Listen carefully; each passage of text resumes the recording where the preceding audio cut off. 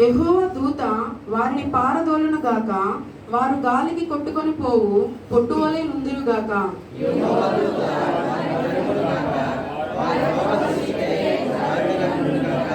నన్ను పట్టుకొనవలనని వారు నిర్నిమిత్తముగా గుంటలో తమ వల నొట్టిరి.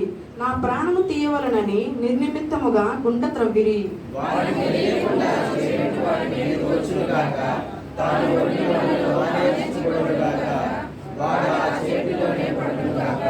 అప్పుడు యెహోవా యందు నేను హర్షించుదును, ఆయన రక్షణను బట్టి నేను సంతోషించుదును.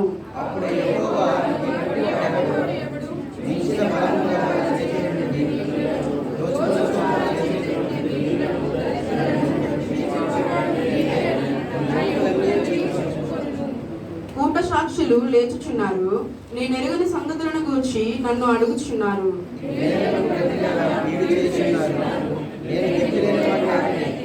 వారు వ్యాధితో నున్నప్పుడు గోనెపట్ట కట్టుకొంటిని, ఉపవాసము చేత నా ప్రాణమును ఆయాసపరచుకొంటిని.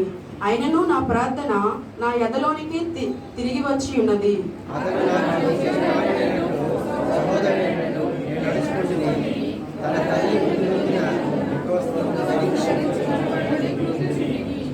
నేను కూలియుండుట చూచి వారు సంతోషించి గుంపుగూడిరి. నీచులను నేనెరుగని వారెను నా మీదకి కూడి వచ్చి మానక నన్ను నిందించిరి.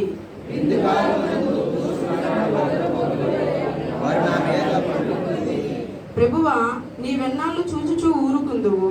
వారు నాశనము చేయకుండా నా ప్రాణమును రక్షింపము, నా ప్రాణమును సింహముల నోట నుండి విడిపింపము.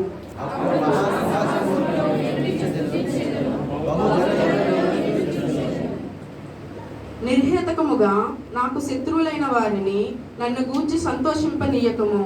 నిర్నిమిత్తముగా నన్ను ద్వేషించు వారిని కన్ను గీటనీయకము.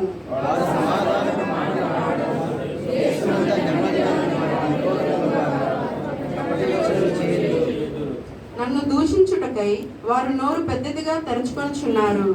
ఆహా ఆహా, ఇప్పుడు వాని సంగతి మాకు కనబడినదే అనుచున్నారు.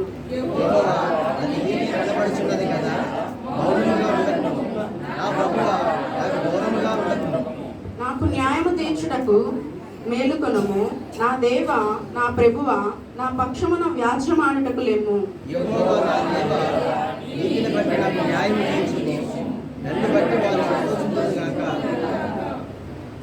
ఆహా, మా ఆశ తీరెను అని మనస్సులో వారు అనుకొనకపోదురుగాక.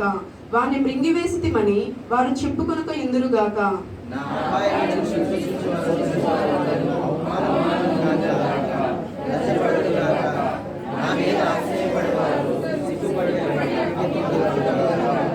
నా నిర్దోషత్వమును బట్టి ఆనందించువారు ఉత్సాహధ్వని చేసి సంతోషించుదురుగాక. తన సేవకుని క్షేమమును చూచి ఆనందించు యెహోవా గణపరచబడును గాక అని వారు నిత్యము పలుకుదురు.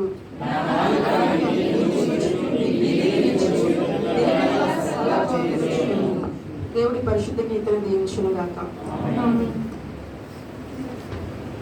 నుండి విడిపించే దైవం నీవే అని చెప్పి దావీదు సెలవిస్తూ ఉన్నాడు. ఈ క్షణంలో నిల్చున్న వారిలో మనం కూడా ఏ విధంగా బాధపడుతున్నామో, ఎవరి చేత తృణీకరింపబడి ఉన్నామో సమస్తం దేవునికి తెలిసే ఉన్నది. నీ హృదయం ఏంటో, నీ జీవితం ఏంటో తెలిసే ఉన్నది. దేవుని అడుగుదామా, యేసయ్యా నా పరిస్థితిలో ఉన్నది ప్రభా, ఎవరు నన్ను లోకము నుండి వెలివేసిన ప్రభా, నీ ఉంటే నాకు చాలు యేసయ్యా అని చెప్పి దేవుని అడుగుదామా. ప్రతి ఒక్కరు కూడా మనస్ఫూర్తిగా దేవుని అడిగినట్లయితే దేవుని సహాయం చేసేవారుగా ఉన్నారు. ఒక్కసారి జ్ఞాపకం చేసుకుందామా, ఏ పరిస్థితిలో నీవు ఉన్నావు? నీ కన్నీటిని ఎవరు అర్థం చేసుకోవట్లేదేమో, నీ పరిస్థితిని ఎవరు అర్థం చేసుకోవట్లేదేమో, నీ వేదన ఎవరు చూడట్లేదేమో, అందరి మాటల ద్వారా నువ్వు త్రీకరింపబడుతున్నావేమో, అందరి మాటల ద్వారా కృంగిపోతూ ఉన్నావేమో. ఎందుకు నాకు ఇంకా జరగట్లేదు, ఎందుకు నాకేలా అవుతుందని నువ్వు బాధపడుతున్నావేమో. అయినా సరే దేవుడు అంటున్నాను, నేను నీకు తోడై ఉన్నాను. నీవు నన్ను ఆశ్రయించిన చాలు, ఒకసారి తండ్రి అని పిలిచిన చాలు, నేను నిన్ను ఆదరిస్తానని దేవుడే. ఆరాధన చేద్దామా? యేసయ్యా విషయమై ప్రభా, లోకం నన్ను వెలివేసింది ప్రభా, మనుషులను అపార్థం చేసుకున్నారు ప్రభా. అయినను యేసయ్యా నీ ఉంటే నాకు చాలు ప్రభా, నేను ఉంటే నాకు చాలు యేసయ్యా. ఆరాధన చేద్దాము. యేసయ్యా స్తోత్రాలు ప్రభా.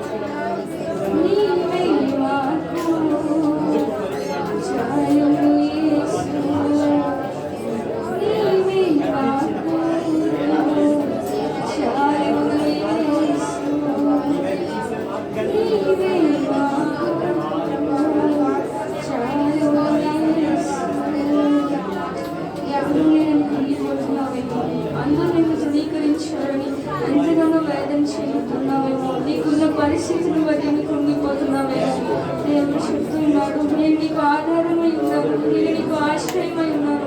ఒకసారి నా దరి చేరవా, ఒకసారి నన్ను ఆశ్రయించవని దేవుడు చెప్తూ ఉన్నాడు. మన లోకాశ్రయాన్ని బట్టి, మన శరీర కోరికలను బట్టి, మన ధనాశ్రయం బట్టి మనం దేవునికి దూరమై ఉన్నామేమో. లోకానికి దూరం, లోకానికి దగ్గర అవుతూ మనుషుల ప్రేమ కోసం, మనుషుల మెప్పు కోసం దేవునికి దూరం అవుతున్నామేమో. మనం పరీక్ష చేసుకుందామా? అన్నీ ఉన్నప్పటికీ ఏదో కొదువై ఉన్నది యేసయ్యా. నా జీవితంలో శాంతి సమాధానం లేదు అయ్యా. నీవు కావాలి యేసయ్యా, నీవు నా జీవితంలో రండి యేసయ్యా. మనస్ఫూర్తిగా మనం అడిగినట్లయితే దేవుడు మనతో ఉండి మన చేయబడి నడిపిస్తారన్న దేవుని ఆరాధన చేద్దామా?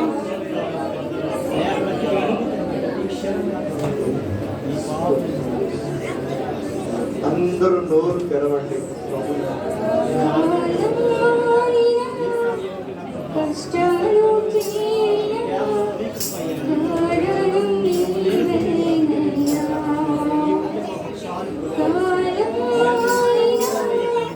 కష్టాలు తీరినా కారణం నీవేనయ్యా యేసయ్యా, కారణం నీవేనయ్యా, ఆధారం నీవేనయ్యా, ఆధారం నీవేనయ్యా, ఆధారం నీవేనయ్యా, ఆధారం నీవేనయ్యా. కాలం మారినా, కష్టాలు తీరినా, కారణం నీవేనయ్యా యేసయ్యా, కారణం నీవేనయ్యా, కారణం నీవేనయ్యా యేసయ్యా, కారణం నీవేనయ్యా. లోకంలో ఎన్నో జయాలు చూసాను నేనింతకాలం, లోకంలో ఎన్నో జయాలు చూసాను నేనింతకాలం, అయినను ఎందుకో నెమ్మది లేదు, అయినను ఎందుకో నెమ్మది లేదు, సమాధానం కొలువైనది యేసయ్యా, సమాధానం కొలువైనది, సమాధానం కొలువైనది యేసయ్యా, సమాధానం కొలువైనది, ఆధారం నీవేనయ్యా, ఆధారం నీవేనయ్యా, ఆధారం నీవేనయ్యా, ఆధారం నీవేనయ్యా. ఐశ్వర్యం కొదువేమీ లేదు, కుటుంబంలో కలతేమీ లేదు, ఐశ్వర్యం కొదువేమీ లేదు, కుటుంబంలో కలతేమీ లేదు, అయినను ఎందుకో నెమ్మది లేదు, అయినను ఎందుకో నెమ్మది లేదు, సమాధానం కొలువైనది యేసయ్యా, సమాధానం కొలువైనది, సమాధానం కొలువైనది యేసయ్యా, సమాధానం కొలువైనది, ఆధారం నీవేనయ్యా,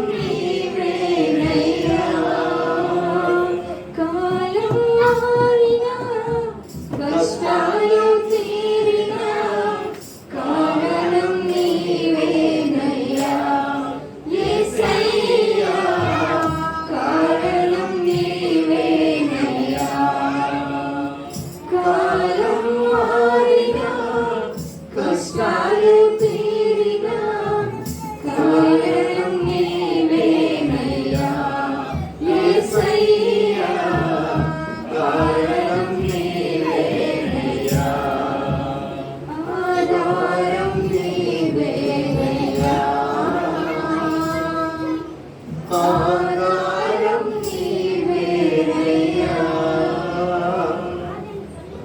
ఆధారం నీవేనయ్యా. ఆధారం నీవేనయ్యా.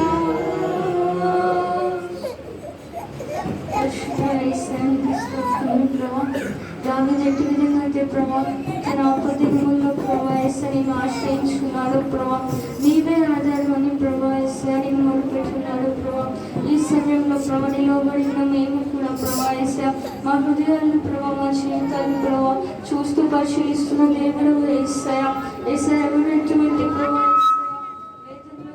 ప్రభా తృణీకరింపబడిన వారిగా ఉన్నారు ఎస్ఐ ఎన్నిక లేని వారు అని బాధపడుతున్నారు ప్రభా సమస్తం ఎరిగిన దేవుడు ఎస్ఐ ఎస్ఐ ఈ సమయంలో ప్రభా నీవే మా చేపట్టి నడిపించమని ప్రభా ఎస్ఐ మా ఆధారమైన నీకు ప్రభా మేము అడుగుతూ ఉండగా ప్రభా మీరు మమ్మల్ని నడిపించుకొని అడుగుతున్నాను ఎస్ఐ ప్రతి ఒక్కరు ఎస్ఐ జీవితాల్లో సమాధానాన్ని మీరు కలిగించమని అడుగుతున్నాను తండ్రి ఎస్ఐ సమస్తము కలిగిందను ప్రభా ఎస్ఐ నీవు నేను జీవితం చేద్దాం నువ్వు మాతో ఉంటే చాలు ప్రభా నీవు మా చేపట్టి చాలు ఎస్ఐ ఇంకనూ ప్రభా లోకాశల్లో ఉన్నామేమో ప్రభా ఎస్ఐ శరీరాశ కార్యాల ద్వారా ప్రభా ఎస్ఐ నీకు దూరం అయిపోతూ ఉన్నామేమో ప్రభా మమ్మల్ని క్షమించండి ఏసా మా ఆధారమై ఉన్న ఏసా ఏసా మమ్మల్ని పట్టుకునండి ప్రభా మా చేయి పట్టి నడిపించండి ఏసా మీ సన్నిధానంలో హృదయపూర్వకంగా అడుగుచున్న ప్రతి ఒక్క బిడ్డకు ప్రభా ఏసునామంలో సమాధానం ఇచ్చినందుకు స్తోత్రంలే ప్రభా నెమ్మదినిచ్చినందుకు నీకు స్తోత్రంలే ఏసా తృణీకరింపబడిన వారుగా ఉన్నామని ఎంతమంది అయితే వేదన చెందుతూ ఉన్నారు ప్రభా ప్రతి ఒక్కరికి ఏసే సంపూర్ణ సంతోషాన్ని దయచేయమని అడుగుచున్నాను ఏసా పరిశుద్ధాత్మలో ప్రభా పూర్ణ సంతోషంతో తిరిగి వెళ్ళి కృపను మీద వారికి దయచేయమని అడుగుచున్నాను ప్రభా ఏసా నామ జీవితాన్ని ప్రభా మేము పరీక్ష చేసుకొని ప్రభా నీకు ఇష్టానుసారంగా జీవించిన బిడ్డలుగా మార్చండి ప్రభా నీవే మమ్మల్ని తీర్చిదిద్దమని అడుగుచున్నాను ప్రభా ఏసా కూడిన ప్రతి ఒక్క బిడ్డని ప్రభా దర్శిస్తున్న దేవుడు తండ్రి ఏసా నా మా జీవితాన్ని మా హృదయాన్ని శుద్ధి చేసుకొని ప్రభా నీ వల్లే పరిశుద్ధులుగా ఏసా పవిత్రులుగా ఏసా తీర్చిదిద్దమని ప్రభా ఏసా తిరిగి వెళ్ళి కృపను మీద దయచేయమని అడుగుచు ఈ స్తుతి ద్వారా మీరు మహిమ పొందినారని నమ్ముతూ నీకు సమర్పిస్తున్నాము తండ్రి ఆమేన్. కూర్చున్నాం. అందరికీ వచ్చిన పాట చెప్పండి. నడిపించు నానావా నడి సంద్రమున దేవా నవ జీవన మార్గమున నా జన్మ నడిపించు నానావా ప్రభు యేసుని శిష్యుడనై ప్రభు ప్రేమలో పాదుకొని ప్రకటింతును లోకములో పరిశుద్ధుని ప్రేమ కథ పరమాత్మ ప్రోక్షణతో పరిపూర్ణ సమర్పణతో ఆనందును ప్రభు కొరకు పానాత్మనము చేదు నడిపించు నానావా. హల్లెలూయా. ఎందుకో పరిశుద్ధాత్ముడు ప్రేరేపించాడు కదా, ఇంకెవరో వస్తున్నారు అందుకే లేట్ చేయమని పరిశుద్ధాత్ముడు నాకు చెప్పాడు అన్నాను. ఆశ్చర్యకరంగా దేవుడు ఇదిగో వెళ్ళి తీసుకొచ్చాడు. చెప్పడు కూడా వాళ్ళు ఎవరో మనకు తెలియదు, కానీ దేవుడు తీసుకొచ్చాడు. దైవజనుల నోట దేవుడు ఏ మాట పెడతాడో 100% దాన్ని జరిగించేస్తాడు. మన దేవునికి అసాధ్యమైనది ఏమి వాస్తవానికి ప్రసంగం అయిన తరువాత మీరు సాక్ష్యాలు పంచుకుంటారంటే స్పిరిట్ లీడింగ్ వస్తుంది ఇక్కడ నుండి. లేదు వాక్యం కొరకు ఆశతో కొంతమంది వస్తున్నారు, ఎవరో తెలియదు ప్రభా, ఎవరో నేను పంపిస్తున్నాను, వెయిట్ చేయాలి, అందుకే వెయిట్ చేసి. హల్లెలూయా. సరే, దేవుని వాక్యంలోకి వెళ్ళిపోదాం. ఎదురుగా కీర్తనల గ్రంథం మనం చదువుకున్నాం కదండి. ఎన్నో కీర్తన చదివా? 35లో ఒక్క 10వ చరణం ఒక్కటి చాలు.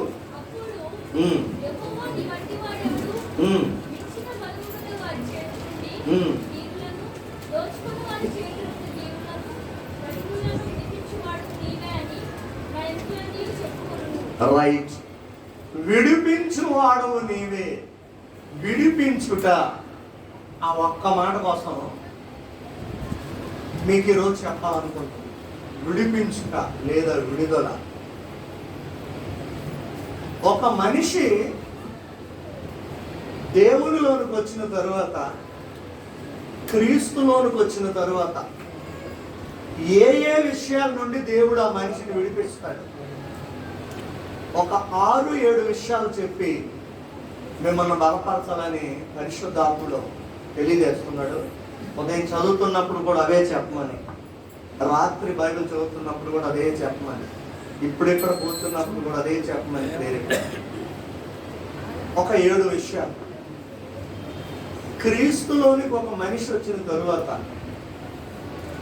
ఏ ఏ విషయాల్లో నుండి క్రీస్తు మనల్ని విడిపిస్తాడు? కామన్గా ఒక మనిషి ఏ ఏ విషయాల్లో బంధించబడ్డాడు? అపోస్తులైన పౌలు అంటాడు, నన్నెవడు విడిపించును అన్నాడు. అంటే దాని అర్థం, విడిపించాలంటే దాని అర్థం ఏమైంది? నేను ఖైదీని, బంధించబడ్డాను, నన్ను ఎవడు విడిపించును అని విడిపించిన వారి కొరకు ఎదురు చూస్తున్నాడు. ఒకవేళ ధర్మశాస్త్రం విడిపించునేమో అని 14 సంవత్సరాలు ట్రైనింగ్ చేశాడట ధర్మశాస్త్రం గురించి, కానీ ధర్మశాస్త్రం విడిపించలేకపోయింది. ఒకవేళ అధికారం విడిపించునేమని ఒక ఉన్నతమైన జాబ్లో ఉన్నాడు, అధికారం కూడా విడిపించలేకపోయింది. ఒకవేళ ధనము విడిపించునేమో అని విస్తారమైన సంపాదన చేశాడట, కానీ సంపాదన కూడా విడిపించలేకపోయింది. ఒకవేళ నా తోటి స్నేహితులు కానీ నన్ను విడిపించగలరేమని అనేక మంది స్నేహితులను కలిగి ఉన్నాడట, అయినా స్నేహితులు కూడా విడిపించలేక ఓడిపోతూ నన్నెవడు విడిపించును. ఇక్కడ కూర్చున్న మన జీవితాల్లో కూడా కొంతమందిలో ఇదే ప్రశ్న. నేను ఒక అలవాటులో ఉన్నాను, నేను ఒక వ్యసనంలో ఉన్నాను, నాకు కొన్ని కట్టుబాట్లలో ఉండిపోయాను, కొన్ని ఆచారాల్లో ఉండిపోయాను, కొన్ని పద్ధతులు, కొన్ని లిమిట్స్లోనే ఉండిపోయాను. కానీ నేను ఎలాగ బయటపడగలను, నేను ఎలాగ బయటికి రావాలని నాకు ఉంది. కొంతమందికి ఉంది, చూస్తున్నాను నేను ఆత్మలో కొంతమందిని రావాలని ఉంది, బయటికి రాలేకపోతున్నాను. మరి నన్ను ఎవరు విడిపించును? వాక్యం వింటున్నాను కానీ బయటికి రాలేకపోతున్నాను, ప్రసంగం చేస్తున్నాను కానీ బయటికి రాలేకపోతున్నాను, సువార్త చాటుతున్నాను కానీ బయటికి రాలేకపోతున్నాను, ప్రతి ఆదివారం వచ్చి దేవుని కానుకిస్తున్నాను, దశమ భాగం ఇస్తున్నాను, రాలేకపోతున్నాను. నేను ఎలా విడిపించబడాలా అన్న ఒక క్వశ్చన్ మార్పుండిపోయింది. జాగ్రత్త కింద. అయితే నేను క్రీస్తులోనికి వచ్చిన తర్వాత ఏ ఏ విషయాల్లో నుండి దేవుడు మనల్ని బయటకు విడిపిస్తాడో ఒక 7 విషయాలు త్వరగా చెప్తాను. చదవండి. మొదటి చదవండి, యోహాను రాసిన మొదటి పత్రిక 3వ అధ్యాయము 8-9 వాక్యం చదవండి ఎవరైనా. అపవాది మొదటి నుండి పాపము చేయుచున్నాడు గనుక పాపము చేయువాడు అపవాది సంబంధి. అపవాది యొక్క క్రియలను లయపరచుటకి దేవుని కుమారుడు ప్రత్యక్షమాయను. దేవుని మూలముగా పుట్టిన ప్రతి వానిలో ఆయన భేదము నిలుచును గనుక వాడు పాపము చేయుడు. హల్లెలూయా. నంబర్ 1, పాపము నుండి విడిపిస్తాడు. ప్రతి మనిషి మొదటగా దేనికి బందీ అయ్యాడు? పాపం. మన సహోదరులు మన దేశంలో అంటారు, జన్మ పాపము, కర్మ పాపము, క్రియా పాపము. మాటల్లో పాపము, చూపుల్లో పాపము, వినికిల్లో పాపము, చేతల్లో పాపము, నడకల్లో పాపము, పడకల్లో పాపము, ఆలోచనలో పాపము, తలంపులో పాపము, గ్రహింపులో పాపము. అంతా పాపము పాపము పాపము. ఈ పాపము నుండి ఎలా విడిపించబడాలని మనుషుడు రకరకాల ప్రయత్నాలు చేశాడు, పాపము నుండి విడిపించబడాలని. కానీ ఏ విధముగా పాపము నుండి విడిపించబడ, పుణ్య కార్యాలు చేసి విడిపించబడొచ్చాడు. పుణ్యాలు చేస్తున్నాడు, కుదరడంలా. దాన ధర్మాలు చేస్తున్నాడు. అన్నదానం, వస్త్రదానం, గోదానం, భూదానం, ఆ దానం, ఈ దానం అన్నీ చేస్తున్నాడు. అయినా విడిపించబడ్డాడు. ఇందాకలా ఐశ్వర్యము పొదువేమి లేదు, కుటుంబంలో కలతలేమి లేవు, కానీ ఎందుకో నెమ్మది లేదు. చూడండి, ఎందుకో నెమ్మది లేదు, సమాధానం. ఎందుకో ఐశ్వర్యం ఉంది, కొన్ని గొడవలు ఏమనండి, గొడవలు ఏమి లేవండి, బంగారం ఉందండి, మరి ఎందుకు ఏమంటే నా హృదయంలో నెమ్మది సమాధానం లేదు. కారణం ఏంటంటే పాపం ఉంది. కనుక క్రీస్తులోనికి వచ్చిన తరువాత మొట్టమొదటిగా యేసు ప్రభువు వారు విడిపించే దేనిలో నుండి అంటే పాపము నుండి విడిపిస్తారు. ఈ పాపము ఎలా వచ్చిందంటే అపవాది మొదటి నుండి పాపము చేయుచున్నాడు. పాపము చేయు ప్రతివాడు అపవాది సంబంధి. ఎవరి సంబంధి అండి? పాపం అనగా ఆజ్ఞను అతిక్రమించడం. మరొక విషయం మీకు చెప్పాను, పాపం అనగా గురి తప్పుట. ఒరిజినల్ పదం ఏంటంటే గురి తప్పుట. ఉదాహరణకి నిన్ను నారాయణ స్కూల్లో జాయిన్ చేస్తున్నారు తల్లిదండ్రులు, 10th వరకు అక్కడే చదువుతాం. ఇంటర్ ఏమో శ్రీ చైతన్యలో జాయిన్ చేస్తున్నారు, డిగ్రీ ఏమో ఇంకా. ఎందుకంటే నా కొడుకు డాక్టర్ అయిపోవాలా, లేదా ఇంజనీర్ అయిపోవాలా, నా కూతురు పెద్ద నర్స్ అయిపోవాలి, ఏదో అయిపోవాలి. వారి గురంతా. అందుకని ఇన్ని లక్షలు ఖర్చు పెడితే ఈ పిల్లలు ఏం చేస్తున్నారంటే చదివి చదివి చదివి చదివి వాళ్ళు చదవవలసిన పుస్తకాలు చదవడం మానేసి ప్రేమ లేఖలు చదివి గురేమైపోతున్నారట. ప్రతి ఒక్కరూ ప్రారంభం మాత్రం ఒక గురితోనే స్టార్ట్ చేస్తున్నాడు. ఈనాడు క్రైస్తవులు ఒక గురి, రేపు తెల్లవారు ప్రార్థనకి అందరికంటే ఫస్ట్ ఉండాలి నేను అని గురితోనే పడుకుంటాడు, అలారం పెట్టుకుంటాడు. అది మోగుతుంది కానీ ఇది కదలడు. అందుకని అందరికంటే లాస్ట్తో వచ్చి కూర్చుంటాడు. అంటే గురి తప్పిపోతున్నారు. మన జీవితంలో చాలామంది కొన్ని గురులు పెట్టుకున్నారు, కొన్ని ఉద్దేశాలు పెట్టుకున్నారు, కొన్ని తలంపులు పెట్టుకున్నారు, కానీ తప్పిపోతున్నారు. అది తప్పిపోవడమేనండి పాపం అంటే. ఎందుకు తప్పిపోతున్నావు? కారణం ఏంటి? తప్పిపోవడానికి కారణం ఏంటంటే ఇంకెవరో కాదు, నువ్వే.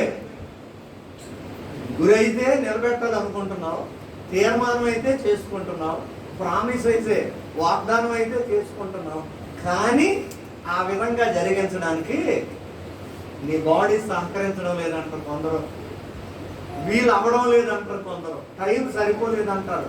ఇవన్నీ నిన్నేం చేస్తున్నాయంటే గురి తప్పించేస్తున్నాయి. పాపం అంటే అది. అపవాది ఆదాము అవ్వల గురి అంతా దేవుడి మీదే ఉండేదండి. అలాంటి గురిని తప్పించడానికి వాడు ఏం ప్లాన్ చేశాడంటే ఒక కొత్తదనం కనిపెట్టాడు. ఈ రోజుల్లో కూడా గురి తప్పిపోవడానికి సైతాన్ గారి ప్లాన్ ఏంటంటే ఒక కొత్తదనం. ఏ సండే నువ్వు ప్రార్థనకు రావాలనుకుంటావో ఆ సండే ఎప్పుడు రాని బంధువులను పంపిస్తాడు. వాళ్ళు కొత్తలండి, ఇంటి దగ్గర లేకపోతే ఏమనుకుంటారు. ఒక కొత్తదనం. మార్కెట్లో చూడండి, ఏదైనా ఒక కొత్త వస్తువు అనేసరికి మనుషులందరూ ఆకర్షితులైపోతున్నారు. అలాగే అపవాది ఏం చేశాడంటే ఒక కొత్తదనం కనిపెట్టాడు వీళ్ళకి. ఏంటి ఆ కొత్తదనం? ఈ చెట్టు ఫలము తినకూడదని దేవుడు చెప్పేనా ఆ స్టైల్లో వెళ్ళాడు. ఆడి స్టైలే వేరండి, అపవాది గడి స్టైలే వేరు. కొంతమంది చూడండి, పిల్లలందరూ నిండుగా బట్టలు వేసుకొని వస్తే చిరిగిపోయిన బట్టలు వేసుకుంటారు. ముడుకుల దగ్గర ఎక్కడ అక్కడ జబ్బలు జారిపోయినారు. ఆడి స్టైలే వేరు. కొంతమంది స్త్రీలు కూడా అంతే, 4-5 మీటర్లు కావాలి స్త్రీలకి, కానీ 2 మీటర్లతో మొత్తం ఒళ్ళంతా ఎడ్జెస్ట్ చేసేస్తారు. వాళ్ళ స్టైలే వేరు అన్నట్టు. అపవాది కొత్త స్టైల్ ఏమైనా చూపించాడు అంటే దాని అర్థం నిన్ను ఏం చేస్తున్నాడంట? గురి తప్పించడానికి. చాలా ప్రమాదం అండి. వాడు గురి తప్పించేస్తాడు, జాగ్రత్త. నువ్వెంతో గురి పెట్టుకున్న తర్వాత ఏడుస్తావు. నేను ఒక గురు మీద వైజాగ్ వచ్చానండి, నేను ఒక గురు మీద ఈ జాబ్లో జాయిన్ అయ్యానండి, నేను ఒక గురు మీద అదే సేవకులం అయితే సంఘం స్టార్ట్ చేశానండి, కానీ ఇప్పుడు ఆ గుడి అంతా తగ్గిపోయి అసలు నేనే ఇలాగైపోయినా, ఎంత ఆత్మీయంగా ఉన్నా నేనే ఇలాగా బలకనం అయిపోయానా అని అర్థం ముందుకెళ్ళి నీకు నువ్వు ఏడిసిన రోజులు లేవా? ఎప్పటికీ కొందరు ఏడుస్తారు ఒంటరిగా. ఆత్మీయ దుఃఖం అంటారు దాన్నే. అదే గురి తెప్పుకోవడం, అదే పాపం. వాడు కొత్త స్టైల్లో చూపించి ఈ చెట్టు ఫలం తినొచ్చు దేవుడు చెప్పాడు అంటుంది ఈవిడ. ఏం చెప్పాడు? తినకూడదు. ఏమి తింటే ఏమవుతుందమ్మా అంటే ఏమని చెప్పాడు దేవుడు? అది తినమున నిశ్చయముగా చచ్చేదవు అని ఎవరికి చెప్పాడండి మాట? అసలు వాస్తవానికి ఆ మాట చెప్పింది ఆదాముకి చెప్పాడు. అయితే ఇప్పుడు సాతాను గాడు అవన్నీ కొత్త వింతలు కదా. మగోడిని పట్టుకుంటే నా పని అవ్వదు, లేడీని పట్టుకుంటే నా పని అవ్వదు. ఈ రోజుల్లో కూడా అంతే. మగోళ్ళని పట్టుకుని పని అవ్వడం వల్ల లేడీస్. అమ్మ బ్రదర్ గారిని అడిగాను కానీ డబ్బులు, ఆయనకేం తెలుసు అన్నయ్య, ఏటీఎం కార్డు నా దగ్గర ఉంది, నన్ను అడిగితే నేను ఇస్తాను కదా, ఫోన్పే చేయమంటావా? తిరుమల రాయుడిని నేను డబ్బులు అడిగితే దొరకవు, ఎవరిని అడగాల? మెరిసి రాయుడిని అడగాల. అంటే ఎగ్జాంపుల్ చెప్తున్నాను, అర్థమైందండి? మోషే గారిని అడిగితే డబ్బులు సెట్ అవ్వరు, సిక్కురా గారిని అడగాల. అంటే కొంతమంది విషయం చెప్తున్నాను కామన్గా. వీడేమనుకున్నాడు? దేవుడు తన స్వహస్తాలతో చేశాడు ఈ వ్యక్తిని. ఎవరిని? వీడు నాకు లొంగకపోవచ్చు, వీడితో నా పని అవ్వదు. అందుకని స్త్రీ దగ్గరికి ఎక్కువ శాతం ప్రస్తుత రోజుల్లో జరుగుతున్న విషయాలు కూడా ఇవే. పురుషులేమో స్త్రీల దగ్గర ఎక్కువ, స్త్రీలేమో పురుషుల దగ్గర ఎక్కువ. ఎందుకు ఇలా చేశాడు అంటే గురి తప్పించడం. వాడి ప్లాన్ అన్నది గురి తప్పించడానికి వాడి ప్లాన్. కొత్త విధానం చూపిస్తున్నాడు. ఇది తింటే మీరు చావనే. ఒకటి ప్లస్, ఇంకొక ప్లస్ పాయింట్ ఏంటో తెలుసమ్మా? ఒకటి చావరు, ప్లస్ తినుదినమున దేవతల వలే ఉండిపోతారు. అబ్బా ఈవిడికి ఆ ప్లస్ వచ్చరికి మరికొంత. మీరు 500 చీర కొనండి అమ్మా, ప్లస్ మరొక 500 చీర మీకు ఫ్రీ అనేసరికి అంత అట్రాక్ట్ అయిపోతారు. ఆఫర్ వచ్చిందండి. అవునండి, ఎవరైనా బిజినెస్ నష్టానికి చేస్తారు. పోనీ ఎవరైనా చెప్పండి. హరిబాబు గారిని అడగండి పోనీ, ఎందుకంటే ఆయన అలాగే వ్యాపారం ఉంది కాబట్టి. ఎవరైనా బిజినెస్ నష్టానికి చేస్తారా? నష్టానికి చేసేటప్పుడు డబ్బులు పంచి పెట్టవచ్చు కదా, అంత మంచిది అనుకుంటారు. మరీ బిజినెస్ కానీ ఆఫర్ అని చెబుతూ జనాల్ని పాప చేసేస్తున్నారు లోపల.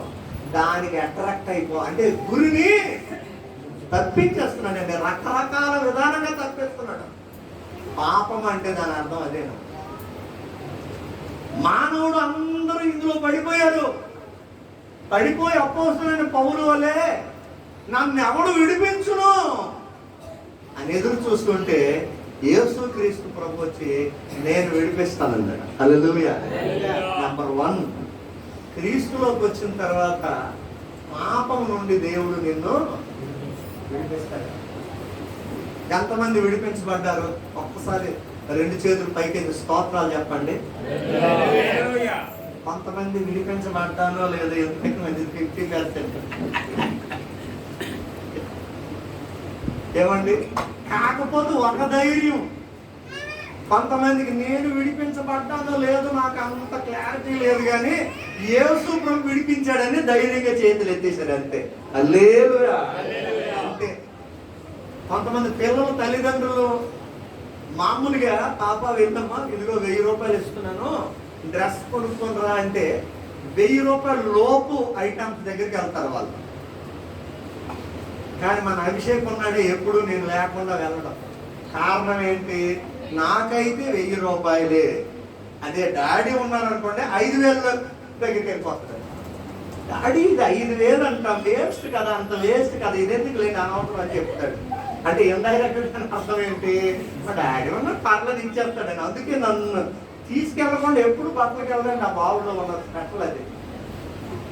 అంటే దాని అర్థం ఏంటి? మా ఫాదర్ ఉన్నాడు, నాకు ధైర్యం. ఇప్పుడు మన క్రైస్తవులందరి ధైర్యం అదే. నేను పాపాత్మురాలను, నేను పాపిని, ఘోరమైన వాళ్ళే, కానీ మా యేసు ప్రభు రక్తంతో మమ్మల్ని బాగు చేసేసాడు. హల్లెలూయా. అంతకు మించిన ఇంకేమైనా ధైర్యం ఉందా? అంతేనా? మన నిరీక్షణ అదే కదా. అంతకు మించి నీ ధైర్యం ఇంకేం లేదు. అదే కనుక క్రీస్తు ఒకటి పాపము నుండి విడిపించాడు. మరొక మాట చదవండి. అపోస్తలుడైన పౌలు రోమీయులకు రాసిన పత్రిక 8వ అధ్యాయం 1-2.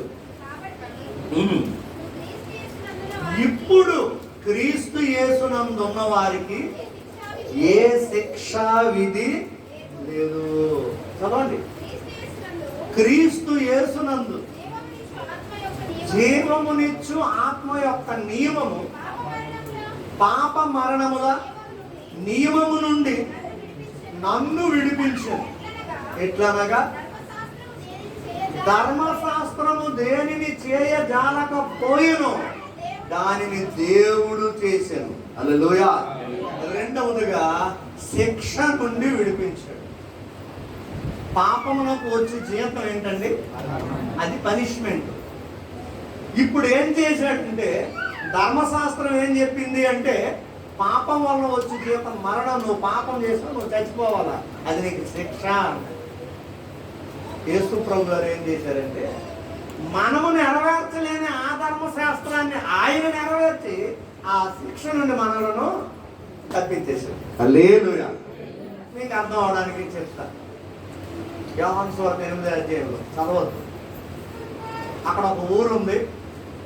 ప్రతి ఊరికి కొన్ని పద్ధతులు ఉంటాయి, పాటింపులు ఉంటాయి.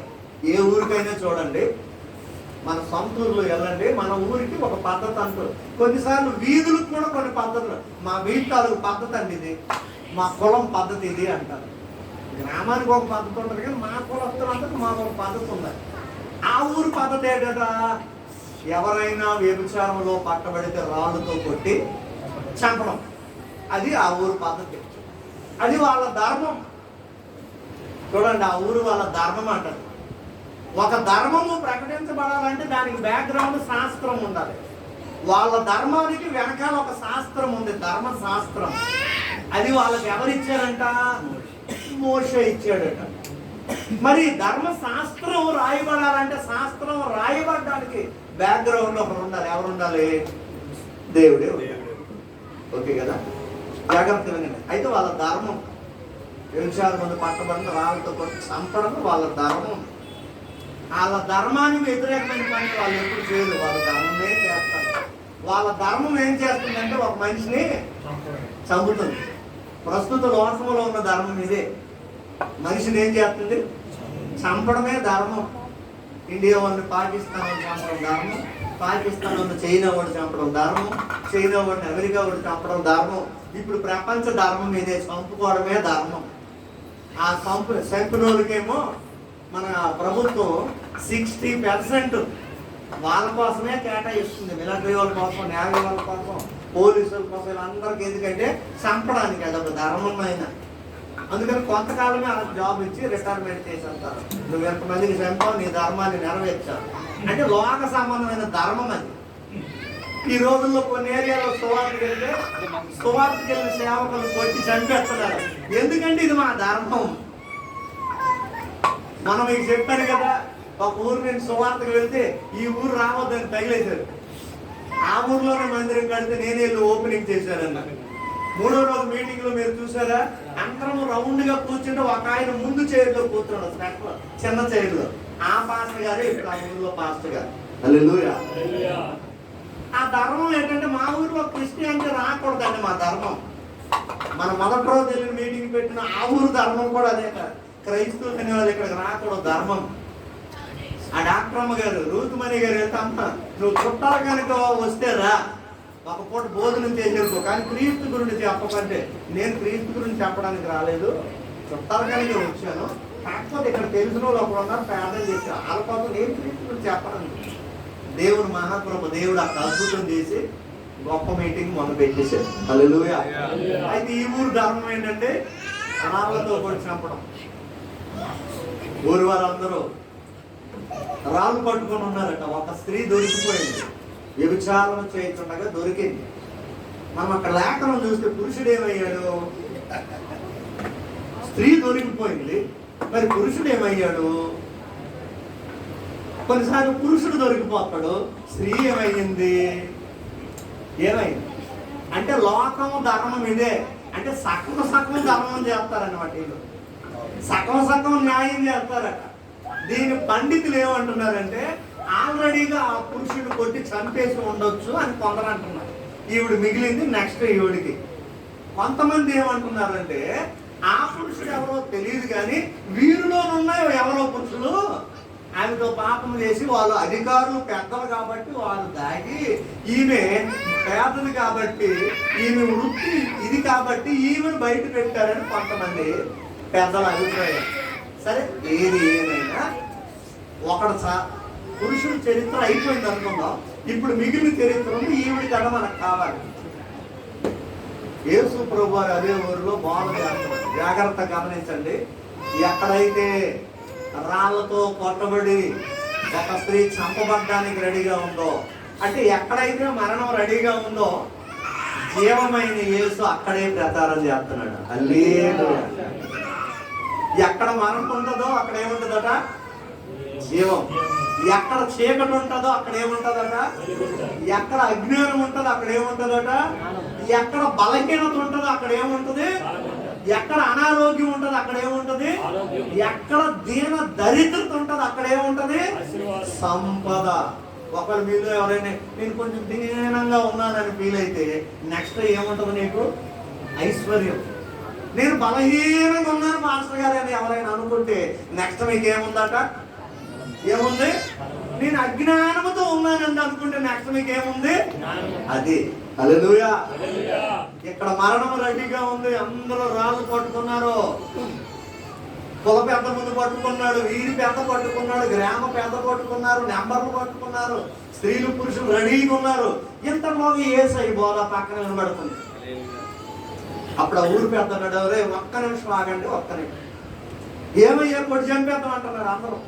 లేదు లేదు ఒక్క నిమిషం, అది యేసు ప్రభు వారి స్వరంలా ఉంది, ఒక్క సెకండ్ ఆగండి, ఒక్కసారి ఆయనతో మాట్లాడొస్తాను. చూడండి, యేసయ్య స్వరం వినబడేసరికి కొట్టబడిన రాళ్ళు ఏమవుతాయట? అయిపోతాయి. హల్లెలూయా. యేసయ్య స్వరమే వినబడితే దుర్మార్గులు కూడా సన్మార్గులుగా మారిపోతారు.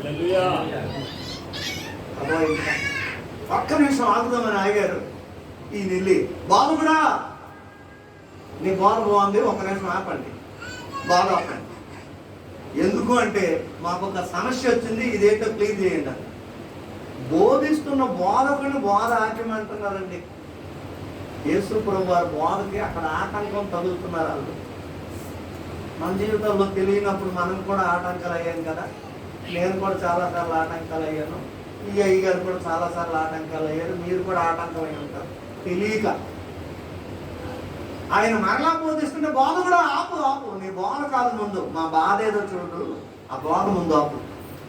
సరే ఏంటి నీ బాధ చెప్పండి అంటే, ఈ స్త్రీ వ్యభిచారములో పట్టబడింది, ఈమెను కొట్టి రాళ్లతో కొట్టి చంపడం మా ధర్మం, ఇది నీకు కూడా ధర్మమే కదా అన్నారు.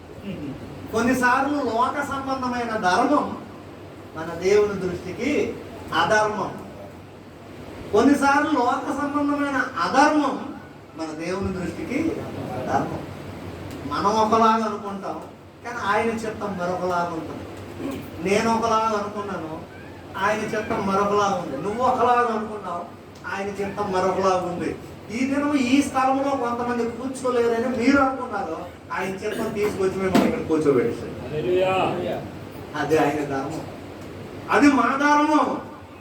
మీ ధర్మమా? దేన్ని బట్టి ధర్మం అంటే మాకు ఒక శాస్త్రం ఉందయ్యా, ధర్మశాస్త్రం ఉంది. అంటే వాళ్ళకి శాస్త్రాలు తెలుసు, గ్రంథాలు తెలుసు, వేదాలు తెలుసు, ఉపనిషత్తులు తెలుసు, భారతాలు పురాణాలు అన్నీ తెలుసు, అన్నీ బాగా తెలుసునోలే. కాకపోతే ధర్మం ఎలా ఉంది జాగ్రత్తగా ఉంది. సరే ఓహో మీ ధర్మాన్ని మీరు పాటించాలి కదా. అవును అంటే వాళ్ళ ఉద్దేశం ఏంటి? యేసు ప్రభు వారిని కూడా ఇక్కడ అరకత్తరేసి ఇరికిద్దాం. చూడండి, మన మాటలు జాగ్రత్తగా రాకపోతే జనాలు నిన్ను ఇరికిస్తారు. జాగ్రత్త. అందుకు అన్నిటికంటే శ్రేష్టమైనవి మాటలు. మాట తీరు బాగుండాలి. నోరు బాగుంటే నిజమా? ఏమంటే ఎవరికైనా అనుభవంతో నీ మాట చెప్తున్నారా, లేదంటే తాతలు చెప్పారని చెప్తున్నారా? నోరు బాగుంటే చాలు, ఊరు బాగుంటుంది. అందుకని నోరు జాగ్రత్త, మాటలు జాగ్రత్త. అందుకని ప్రతి ఒక్కరు అంటారు, ఈ మాటలు జాగ్రత్త రాని. ఎందుకు?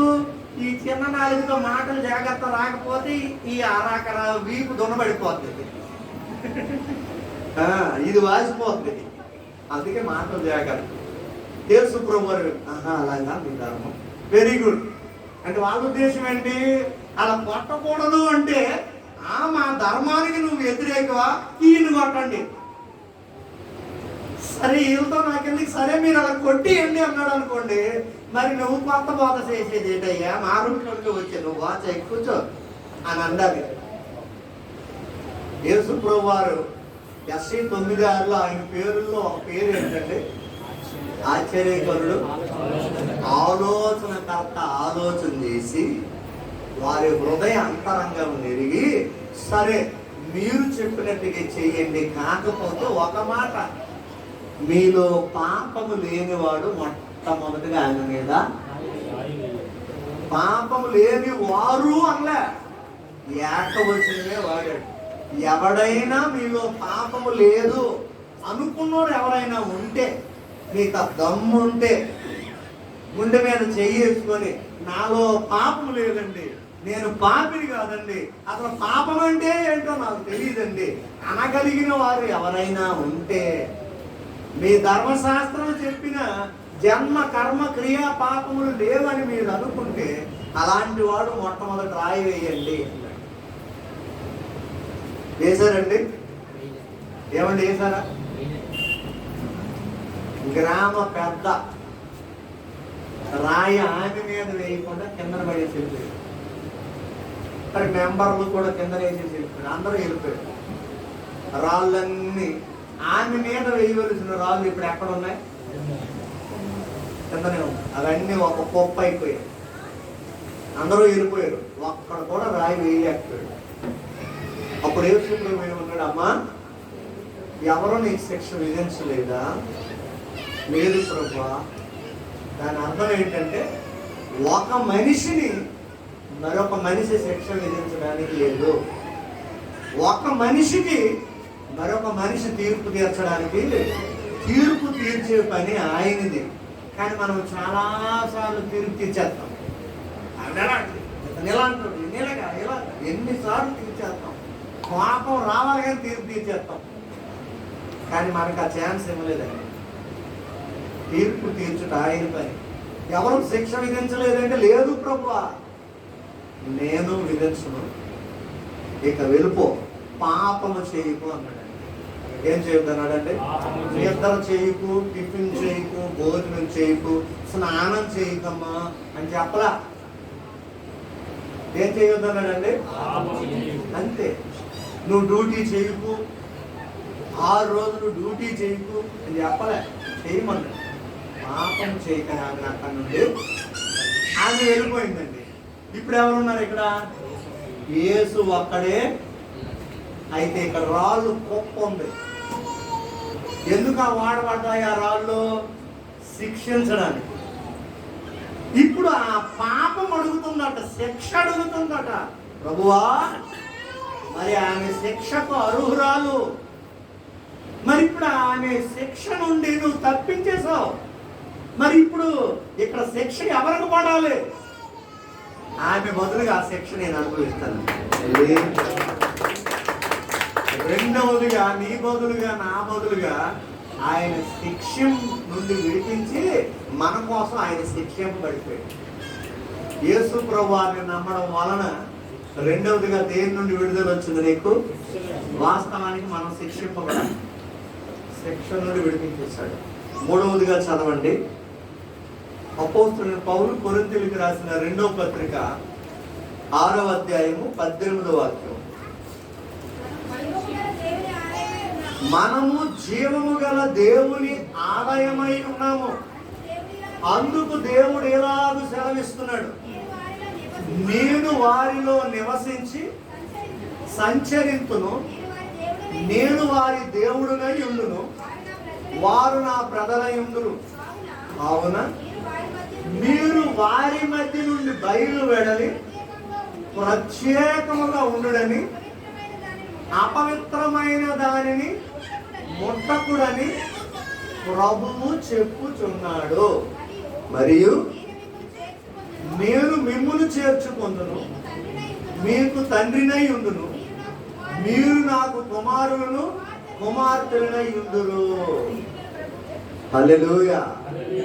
మీరు వారి మధ్యలో నుండి వేరుపరచబడి ప్రత్యేకముగా, అంటే లోకములో నుండి ప్రత్యేకించేశాడు, అంటే లోకము నుండి విడిపించాడు. ఎక్కడి నుండి విడిపించాడండి? లోకం అంటే ఏమిటి? దేశం అంటే మట్టి కాదు, దేశం అంటే మరి లోకం అంటే ఏమిటి? శరీరాశ, నేత్రాశ, జీవకుడంబం. అందులో మనందరం విడిపోయి ఉన్నాం. దాన్నే www.com, ఉమెన్ వెల్త్ వైన్. ఇది లోకం. అర్థమైందండి? అందులో నుండి ఏం చేశాడట? బయటికి రండి, అపవిత్రమైన దానిని మొట్టకుడైన మనల్ని ఏం చేశాడంటే ప్రత్యేక పరిచేశాడు. అందుకే ఇప్పుడు మనం ఏం చేయబడ్డాం? ప్రత్యేకించబడ్డాం. లేకపోతే ఇదే సండే వస్తే ఇలాంటి బట్టలు వేస్తామా? ఎర్ర డ్రెస్సులు వేసుకొని మార్నింగ్ షోకి, మ్యాట్నీ షోకి, ఫస్ట్ షోకి, అవసరమైతే సెకండ్ షోకి, ఇంకా మధ్యలో ఒక ఆట వేస్తే పండుగ సంబంధంగా ఆ ఆటను కూడా కూర్చొని డ్యాన్సులు వేసుకోవాలి కదా. ఇప్పుడు ఏం చేశాడంట? లోకంలో నుండి ప్రత్యేక పరిచేశాడు. మనం ప్రత్యేకింపబడిన వారం అండి. మనం ఎవరు? ప్రత్యేకింపబడ్డాం. ఎక్కడి నుండి? లోకంలో నుండి. ఆనాడు మోషే ద్వారా ఐగుప్తులో నుండి బయటికి ఎలాగైతే కణాలు తీసుకెళ్ళడానికి ప్రత్యేక పరిచేశాడో, ఇప్పుడు యేసుక్రీస్తు కూడా లోకములో నుండి మనల్ని సెపరేట్ చేశాడు. అందుకు మనం ప్రత్యేకంగా ఉన్నాం. లేదు అంటే మనం కూడా మనుషులమే. ఏమండి? మనం కూడా మనుషులమే. కొంతమందికి బార్ చూసేసరికి తాగాలనిపిస్తుంది, కొంతమంది థియేటర్ చూసేసరికి చూడాలనిపించేస్తుంది, కొంతమందికి డబ్బులు చూసేసరికి ఆడాలనిపిస్తుంది. ఎందుకంటే లోకంలో ఉన్న మనుషులం కదా. కానీ ఇప్పుడు ఏం చేయబడ్డామట? అది దేవుడు మనల్ని ఎక్కడి నుండి విడిపించాడు? మూడవదిగా లోకములో నుండి విడిపించాడు.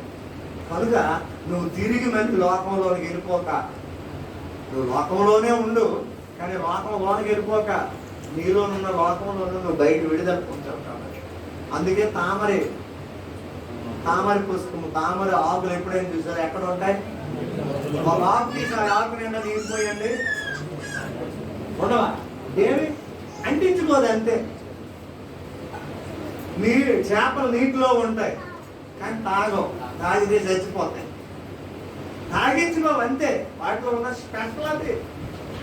క్రైస్తవుడు కూడా అంతే. లోకంలోనే ఉండు, కానీ లోకంలో నుండి సెపరేట్ చేయబడ్డాడు. అందుకే మనకి వెలుగు అన్నాడు, ఉప్పు అన్నాడు. మన లోకానికి ఏమై ఉన్నామంటే వెలుగు. ఆ వెలుగు అనేది ఏంటో పెద్ద పదముగా ఉంటుంది ఏమని ఉప్పు అన్నాడు. ఉప్పు తయారీ విధానం చూస్తారు కదా. మన బంగారంపేట వెళ్తే కాదు, ఆదాయంలోనే ఉప్పు మరలు ఉన్నాయి, గోల్డ్ అని. అది సముద్రంలో నీరే సెపరేట్ చేస్తారు. దాన్ని చిన్న చిన్న మడుగులా కడతారు, అందులో కొన్ని కలుపుతారు. అది పెద్ద పెద్ద పలకల్లాగా అయ్యి బాగా ఎండెక్కిన తర్వాత అది పేలుతుంటుంది. అది ఉప్పులాగా తయారు. మనకు దగ్గరే ఈసారి వెళ్దాం, మీకు చూపిస్తాను. అదే సముద్రంలోనే ఉంటే ఆ ఉప్పు వాడుతామా? సముద్రం నీరు ఎలా ఉంటుంది? మరి ఏం కొంచెం కూరలో వేసుకోవచ్చు కదా, మళ్ళీ ఉప్పు ఎందుకు కొనుక్కోవడం? చారులో కొంచెం నీరు సముద్రం నుండి ట్యాంక్ తెచ్చేసుకొని మేము కూర వండుకొని మా పక్కనే ఉప్పు మేము కొనుక్కోమంటే ఆ నీరే పోసుకుంటాం. అది సెపరేట్ చేయబడాలి. అలాగే ఈ లోకం అనే సముద్రంలో ఉన్న నువ్వు ఈ లోకంలో నుండి సెపరేట్ చేయబడి నువ్వు ఒక నారుమడిలాగుంటే దేవుడు మరికొన్ని ఐటమ్స్ వేసి నిన్ను ఒక ప్రత్యేకమైన వ్యక్తిగా వాడుకుంటావు. అప్పుడు అది సారమైన ఉప్పు. హల్లెలూయా. కొన్నిసార్లు నిస్సారమైన ఉప్పు కూడా కలిసిపోద్ది. ఈ ఉప్పు బస్తాలకు ఎత్తేటప్పుడు కొంతమంది ఏం చేస్తారంటే దాంతో పాటు చిన్న చిన్న రాయి పిక్కలు అవి కూడా ఉప్పులాగే ఉంటాయి. మీకు చందన్నం తినే అలవాటు ఉంటే కొన్నిసార్లు అమ్మ కాస్త ఉప్పి అంటే ఆ గడ్డలు ఇస్తారు. అది మనం చెయ్యి లోపల పెట్టి ఇలా కలుపుతుంటే అంత కలిపినా అలాగని ఇలా తింటుంది గిర్రు తీరం మధ్యన బయటికి తీసేసరికి అది రాళ్ళు అవి బయట పారేస్తారు. ఇలాంటి క్రైస్తవులు కూడా ఉంటారు. ఉప్పులా కనబడతారు కానీ సారం ఉండదు, భక్తుల్లా కనబడతారు కానీ ఉండదు. అర్థమైందండి? ఎలాంటి వారు ఉన్నారంటే ఇక్కడెక్కడే దీన్ని ఏమంటారండి? ఒకవేళ ఇందులో వాటర్ లేదనుకోండి, తీసేసారు మొత్తం ఎలిసిగా తాగేసారు అనుకోండి, దాన్ని ఏమంటారు? అంటే వాటర్ లేకపోయినా దాని పేరు క్రీస్తు, లేకపోయినా క్రైస్తవులు కొంతమంది పేర్లు. అర్థమైందా? సేవ లేకపోయినా సేవకుడు కొంతమంది పేర్లు, సంఘానికి రాకపోయినా సంఘ పెద్ద కొంతమంది పేర్లు. ఏమండి? ఇలాంటి క్రైస్తత్వం కూడా చాలా మంది ఉంటారు. మనం అలా ఉండకూడదు. మూడవదిగా దేవుడు మనలను లోకములో నుండి విడిపించేశాడు. 4వ చదవండి. గలతీ అపోస్తలుడైన పౌలు గలతీయులకు రాసిన పత్రిక 5వ అధ్యాయం 1వ వాక్యం చదవండి.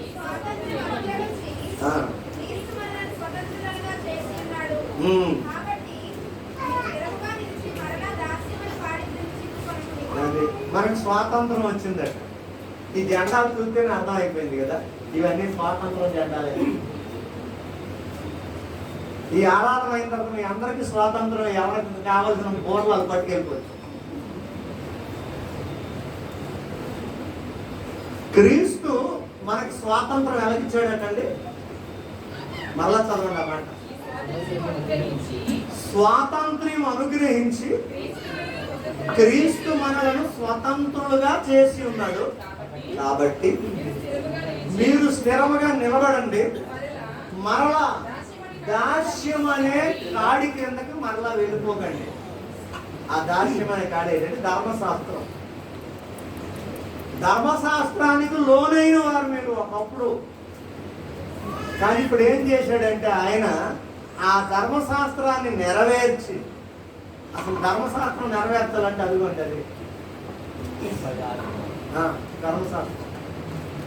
పాజిటివ్గా అందరూ చదివేద్దాం. చూడండి ఏమైనా ఉంది. దేవుడు అని యెహోవానే విగ్రహారాధన చేయకూడదు, నా నామమును వ్యర్థంగా ఉచ్చరించకూడదు, విశ్రాంతి దినం పరిశుద్ధంగా ఆచరించుము, తల్లిదండ్రులను సన్మానించుము, నరహత్య చేయకూడదు, వ్యభిచరింపకూడదు, దొంగిలకూడదు, అబద్ధ సాక్ష్యం పలుకూడదు, పొరుగు ధర్మశాస్త్రం మొత్తం అందులో. అది మోషే గారి ద్వారా ఇవ్వబడి ధర్మశాస్త్రం. దాన్ని నెరవేర్చాలి. మనందరం ఆ ధర్మశాస్త్రం క్రిందే ఉన్నాం, ఎవరు నెరవేర్చలేకపోతున్నాం. అందుకే రాళ్ళతో పట్టబడము, రకరకాల బాధలు. అందులో ఏదో ఒకటి ఫెయిల్ అయిపోతుంది, ఎక్కడెక్కడో మిస్టేక్ జరుగుతుంది. అందుకే ఏ మానవుడు కూడా దాన్ని విగ్రహారాధన చేయకూడదు అంటే బయట ఉన్న విగ్రహాలన్నీ తీసి పారేస్తున్నాం, లోపల మాత్రం ఉంచుకుంటున్నాం. కనబడినవి మాయా విగ్రహాలు, అసూయ, మత్సరం, చెడకళ్ళు, ఏమండి భేదాలు, మనస్పర్ధలు. ఈ విగ్రహాలు బయటికి కనబడుతున్నాయా? కనబడవు. మా ఇంట్లో చూడండి, పాస్టర్ గారు ఎప్పుడైనా చూడండి ఒక్క విగ్రహం కనబడుతుంది చూడండి, అసలు ఏది ఉండదు. ఇంట్లో ఉండదు, ఒంట్లో ఉంటుంది. అంటే అక్కడ ఫెయిల్ అయిపోతున్నాం. అంటే ధర్మశాస్త్రాన్ని లోపం అయిపోయాం. అంటే మనం సంపబడిన వారమే. నీ దేవుడైన యెహోవాను నేనే అన్నాడు. ఏమీ లేనప్పుడు దేవా నువ్వే ప్రభు, నువ్వే నాయన, నువ్వు తప్ప ఎవరినైనా అంటాం. అన్నీ ఉన్నప్పుడు నేనే ఇతరుల తప్పించేవాడిని నేనే, మా సంఘంలో మెయిన్ నేనే, మా ఈదులో మెయిన్ నేనే, మా కుటుంబానికి నేనే. అప్పుడు యెహోవాను నేనే అని లేదు. మళ్ళీ అంత సలాయిపు ఏమి లేకుండా వచ్చేది ప్రభు నువ్వే చెయ్యాలి, నువ్వే చెయ్యి, నువ్వు తప్ప మాకు ఎవరున్నారయ్యా. చూడండి ఎంత అన్యాయం చేసేస్తున్నాము. అంటే అక్కడ కూడా ఫెయిల్ అయిపోతున్నాం. నా నామను వ్యర్థంగా ఉచ్చరింపకూడదు అని ఆయన అంటే కొన్ని సందర్భాలు బట్టి ఏం చేస్తున్నామట, ఆయన నామాన్ని వ్యర్థంగా. కోపం వస్తే కొంతమందికి చాలు రకరకాల మాట్లాడేస్తారు, దేవుని వాక్యాలు కూడా మాట్లాడేస్తారు. అక్కడ కూడా ఫెయిల్ అయిపోతున్నాం. విశ్రాంతి దినమును పరిశుద్ధముగా ఆచరించము అన్నాడు. కొన్నిసార్లు మనం ఏం చేస్తున్నాం, అసలు విశ్రాంతి దినమే మర్చిపోయి పక్కింటోళ్ళు ఎవరో హైందవ సహోదరులు ఎవరో ఈరోజు ప్రార్థనకి వెళ్ళాలంటే సిగ్గుకి ఈరోజు మాకు 6 కాదండి 9కి టైం మార్చారు, తర్వాత వెళ్తాను అంటే వాళ్ళ దగ్గర సిగ్గు పథకాలు ఎక్కువని వాళ్ళ చేత తెప్పించుకోవడం ఏంటంటే ఈరోజు మాకు 6 గంటలకు పెట్టలేదు పాస్టర్ గారు 9కి, అందుకు మేము ఇంకా లేగలేదు, లేకపోతే ఎప్పుడో పారిపోయేవాళ్ళం కదా. ఎన్నిసార్లు కొంతమంది విశ్రాంతి దినాన్ని మరిచిపోతున్నారండి, ఎందుకంటే లోకాన్ని చూసి మురిసిపోతున్నారు. జాబ్ వచ్చేసరికి చాలు ఆ దినం మర్చిపోతారు, అనుకున్న పెళ్ళి అయితే చాలు ఆ దినం మర్చిపోతారు, అనుకున్న అమ్మాయి అనుకున్న అబ్బాయి సెలెక్ట్ అయితే చాలు ఆ దినం మర్చిపోతారు, జేబులున్న డబ్బులు ఉంటే చాలు ఆ దినం మర్చిపోతారు. ఈరోజు సండే కదంటే మార్నింగ్ వదిలే ఈవినింగ్ మళ్ళీ ప్రేయర్ ఉంటుంది, వెళ్దాంలే అలా తిరుపతి వద్దాం, ప్రేయర్ రెండు ఉన్నాయి. ఎన్నిసార్లు మర్చిపోతున్నాం. మీ జీవితంలో ఎవరైనా ఇక్కడ కూర్చున్న వాళ్ళు ఎప్పుడైనా సండేలు తప్పిపోయారా? నేను పుట్టినప్పటి నుండి క్రీస్తులోకి వచ్చినప్పటి నుండి ఒక్క సండే కూడా నేను మిస్ అవ్వలేదండి అన్న వాళ్ళు ఎవరైనా ఉంటే ఇలా చేయి పైకెత్తారా? ఒక్క సండే కూడా మిస్ అవ్వలేదండి అన్నవాళ్ళు. ఆరాధనకు మిస్ అవ్వలేదు, టీవీలు చూసుకొని ఆరాధనలో ఉన్నాను కాదు, దేవుని మందిరంలోనికి వెళ్ళి ఒక్క సండే కూడా మిస్ అవ్వలేదు. ఎవరైనా ఉన్నారండి? లేదు అంటే ఆటోమేటిక్ ఫెయిల్ అయిపోయినట్టే. మరి ఆ విశ్రాంతి దినం పాటించడం నేను చేయాలి, రాళ్ళు కొట్టి అంతే అంటే మన అందరం చచ్చిన వాళ్ళే కదండి. నీ తల్లిదండ్రులను సన్మానించు. ఎన్నిసార్లు తల్లిదండ్రులను అవమానించు, కొంతమందికి సన్మానించును, సరే వినలేదండి అందుకే అవమానించుమని వినబడింది, అలాగే చేస్తాను. ఎన్నిసార్లు ఆత్మీయ తల్లిదండ్రులైనా శారీరకమైన తల్లిదండ్రులైనా మీ తల్లిదండ్రులు లాంటి వారిని నిలుస్తారు. ఇలాగా ఇవన్నీ నేను వివరించడానికి టైం సరిపోదు, కానీ ఈ విధంగా ధర్మశాస్త్రానికి లోనైన మనకి ఇంకా స్వాతంత్రం ఎక్కడ ఉంది, ఎలా బయటపడగలం? అలాంటిది యేసు ప్రభు వారు వచ్చి ఆయన నెరవేర్చి మనకేం చేశాడట? స్వాతంత్రం ఇచ్చేసాడు, స్వతంత్రంగా చేసేసాడు. కాబట్టి మరలా మీరు వెనక్కి వెళ్ళి దాసులుగా ఉండకండి అని ధర్మశాస్త్రం నుండి నేను వినిపించాను. హల్లెలూయా. ఇది ఎన్నో విషయం అండి. ఇంకొక మాట చదువుదాం, మత్తయి సువార్త 6:25. ఇంకా దేని నుండి దేవుడు నిన్ను విడిపించాడు?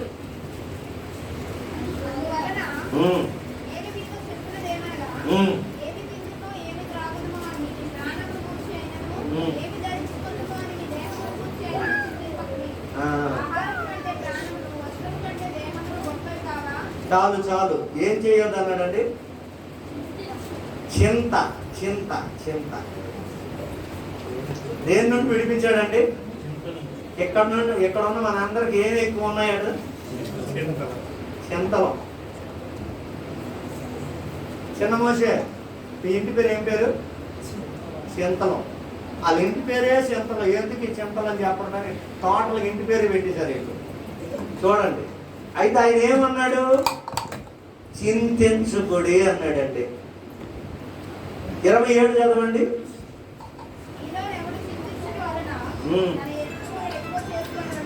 ఎక్కడ కూడా చింతొద్దు అని అంటున్నాడండి. 31 చదవండి.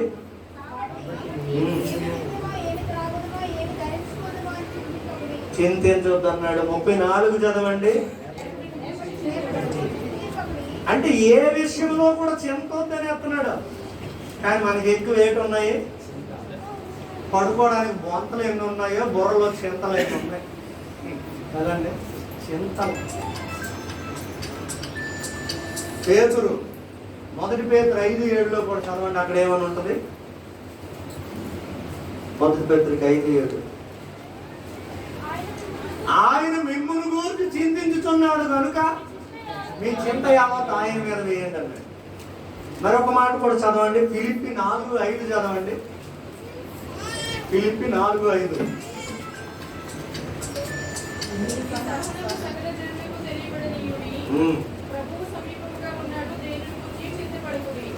చాలండి. ఇవన్నీ చింతలు చింతలు చింతలు.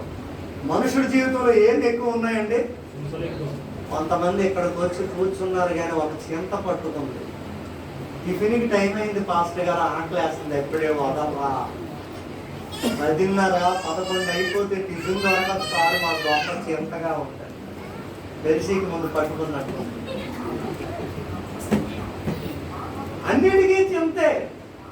కొంతమంది అదేంటో అన్నిటికీ చింతే. వెట్సన్ పాల్ పాస్టర్ గారిని నిన్న విజిట్ చేయడానికి ప్రసన్న కుమార్ గారు నేను వెళ్ళాం. ఆయన స్నానం చేస్తున్నారు. ఆ పాస్టమ్మ గారు వెళ్ళి, ఏమండి బాలరాజు గారు వచ్చేసరికి ఆయన లోపల భయపడిపోయాడు. ఎప్పుడైతే భయపడిపోయాడో ఈ చెయ్యి ఈ కన్ను అదొకలా పుట్టుకుని వెంటగా అయిపోయి బయట ప్రెసిడెంట్ చెప్పి కూర్చున్నారు. ప్రసన్న కుమార్, ఏంటి సార్ కన్ను ఇదంతా వెంటగా ఉంది ఏంటంటే, ఈ సడన్ తలుపు కొట్టింది కదండి, ఎప్పుడు అలా తలుపు ఎవరు కొట్టరు, కొట్టేసరికి ఏదో భయం వేసేసింది. చూడండి, కొంతమంది గట్టికి పిలిచినా చింతే. ఈ రోజుకే అవసరం ఎంత కట్టాలి, రేపు మా ఇంటి వాళ్ళని ఖాళీ చేసేస్తాడేమో, అది చింతే. కరెంటు బిల్లు లాస్ట్ డేటు, ఫీజులు పీకెళ్తాడేమో, అది చింతే. అన్నిటికీ చింతే. నాడు ఫీజులు మిగిలిన పట్టుకెళ్ళిపోయాడు అనుకోండి, నువ్వేంటి డబ్బులు కట్టి మళ్ళీ తెచ్చి పెట్టుకోవచ్చు కదా, అది కూడా ట్యాక్స్నేనా? ఏమండి, కొందరికి అన్ని చింత చింత చింత. డానియల్ అయ్య గారు ఏం చెప్పారు? చింతపడుతూ వల్ల 3 కోట్లు వస్తాయి అన్నారు కదా. మొదటి కోట్ ఏది? అందుకే కొంతమంది ఏమంటే తలపోటండి, తలపోటు వచ్చి విపరీతమైన తలపోటు అండి. ఆ తలపోటు తట్టుకోలేక వెళ్ళి గోడ గుద్దేద్దామా, ఎవరేమని కలిసేద్దాం అన్నాడు. తలపోటు అంటే అది వచ్చిందంటే కారణం ఏంటంటే లోపల చింత, ఇంకేం కాదు చింత. దాన్ని కూడా నువ్వు నిర్లక్ష్యం చేసి ఇంకా తట్టుకోగలిగితే మరొక పూట వచ్చేస్తుంది. అంటే ఏంటి? బీపీ పెరిగిపోతుంది. అందుకే హాస్పిటల్కి వెళ్ళినప్పుడు వెళ్ళిన వెంటనే బీపీ చెక్ చేయరు, కొంచెం కూర్చో అంటారు. వీళ్ళేమనుకుంటారా, ఇదేం హాస్పిటల్ వచ్చి పావు కడుతుంది, ఎవడో ఈ డాక్టర్ ఇలా డాక్టర్ ఎప్పుడు బలా ఎక్కువ దగ్గరికి వెళ్ళిపోతాం. అది ఎందుకంటే నువ్వు టెన్షన్తో వచ్చావు బాబు, ఒక అరగంట కూర్చోరా, అలాగైతే నువ్వు కొంచెం ఫ్రీ అవుతావు, కూల్ అవుతావు, సెక్రటరీ కూల్ అవుతావు అని అందుకు కూర్చోబెట్టి అప్పుడు చెక్ చేస్తాడు. నువ్వు వెళ్ళిన వెంటనే వాడు చెక్ చేసాడు అనుకో, నీ బీపీ 400 వస్తుంది. 400 అంటావు, అప్పుడు 3వ పొట్టు వచ్చేస్తుంది. ఏంటి? గుండె పొట్టు. అక్కడే అయిపోతుంది. అర్థమైందంటే చింత. యేసుక్రీస్తు ప్రభు వచ్చి మన చింతల నుండి, హల్లెలూయా, నువ్వు బ్రతకవు అన్న నా చింత నుండి, మీరు చచ్చిపోతారని ఆయన చింత నుండి, కిడ్నీలు 2 పోయాయండి మరి ఏమి లేవని ఈయన చింత నుండి. అలాగే ఇక్కడున్న మన అందరి జీవితాల్లో రకరకాల చింతలు ఉన్నాయి. ఆ చింతల నుండి ఏం చేశాడు? అమ్మా ఈరోజు ఏదైనా చింతతో వచ్చావా, నీ చింత పోయింది అని ఇక్కడ నుండి వెళ్ళండి. చింతలన్నీ తీసేసాడు దేవుడు. నెక్స్ట్ మరొక మాట చదువుదాం, చూడండి. ఎన్నవదండి? ఎఫెస్సి 5:8.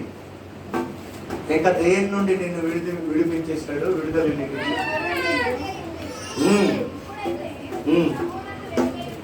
అబ్బా, పూర్వం ఎలా ఉన్నాడట? చీకటి. ఇప్పుడేమో అంటే చీకటి నుండి విడిపించేశాడు. హల్లెలూయా. ఒకసారి చదవండి, పేతురు గారు ఏమన్నారు? 1 Pétero 2:9.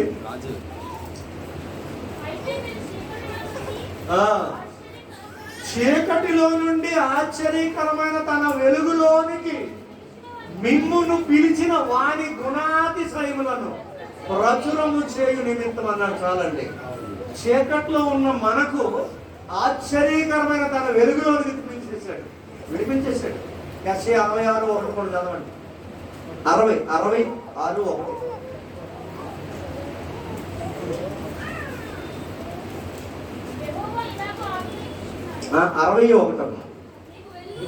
నీకు వెలుగు వచ్చి ఉన్నది, లెమ్ము తేజరిల్లుము. అది యెహోవా మహిమ నీ మీద. మన మీద ఏముందటండి? రామ 3:23లో అందరూ పాపం చేసి దేవుని మహిమను అంటే వెలుగును పోగొట్టుకున్నాం, అదే మహిమను ఇప్పుడు ఇచ్చేసాడు. కనుక చీకటి నుండి నిన్ను విడిపించాడు. ఇంకొక మాట చదువుదాం. హెబ్రీ 2:14-15 చదవండి. చివరి మాట చెప్పి ముగిస్తారు.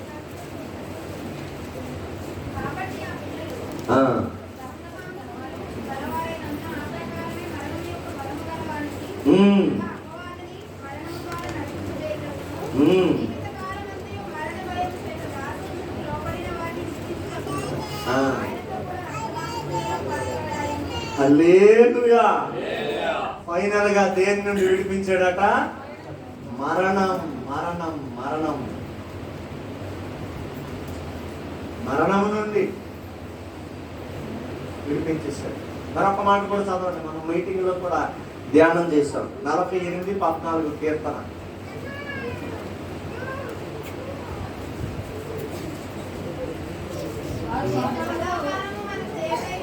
ఈ దేవుడు, యేసు దేవుడు సదాకాలము మనకు దేవుడై ఉన్నాడు. మరణము వరకు నడిపించి మరణము నుండి కూడా విడిపించడానికి సమర్థుడు. హల్లెలూయా.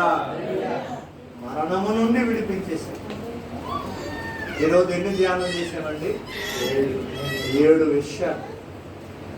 మరలా కీర్తనలోకి వచ్చి 10వ చరణం చదవండి. కీర్తనలోకి వచ్చి 10వ చరణం చదవండి.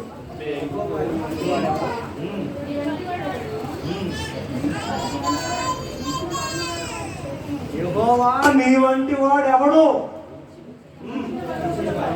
మించిన బలము గలవాని, చేతి నుండి దీనులను దోచుకుని వారి చేతిలో నుండి దీనులను దరిద్రులను విడిపించేవాడు. హల్లెలూయా. మన దేవుడికి ఒక టైటిల్ ఇద్దాం. ఏంటది? విడిపించువాడు. ఒక చిన్న పల్లవి. నీవి నన్ను కోరుకున్నావు, నీవే నన్ను చేరుకున్నావు, నీవే నన్ను విడిపించావు, నీవే నన్ను విడువనన్నావు. ఎంత ప్రేమ యేసయ్యా,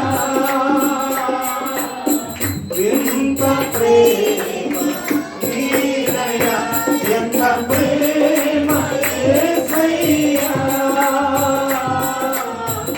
ఎంత ప్రేమ నీదయ్యా,